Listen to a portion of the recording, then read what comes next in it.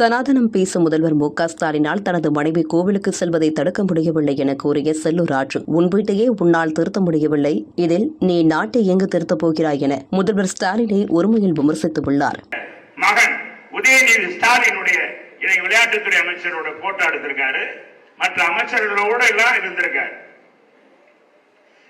இவங்க பேசுறாங்க. இன்னைக்கு அன்னியார் துர்கா சனாதனம் பேசுகிற திமுக, அன்னியார் நம்ம துர்கா அம்மா எல்லா கோயிலுக்கும் போறாங்க.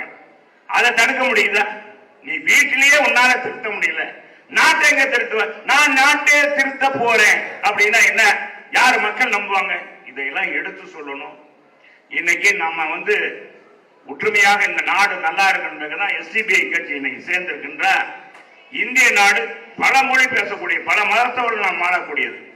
இங்கே மதத்தை ஒரு இயக்கம் இன்னைக்கு முன்னிலைத்திருக்கிறது பாரதிய ஜனதா என்ற கட்சி. அந்த கட்சி வளர்ந்த மாதிரி ஒரு பூசலை இங்க உருவாக்கிறது. ஒரு காணல் நீர், அது ஒரு மாயை தோற்றம். எனவே இங்கே அதுக்கான தளம் கிடையாது. இங்கே தளங்கள் என்பது இரண்டு தளம், திராவிட இயக்கங்கள் தான். அது அண்ணா திமுக, திமுக என்ற 2 இயக்கங்களுக்கு தான் கீழே தளம் இருக்கிறது. செய்திகளை உள்ளது உள்ளபடி தெரிந்து கொள்ள ரெஃப்ளெக்ட் நியூஸை சப்ஸ்கிரைப் பண்ணுங்க.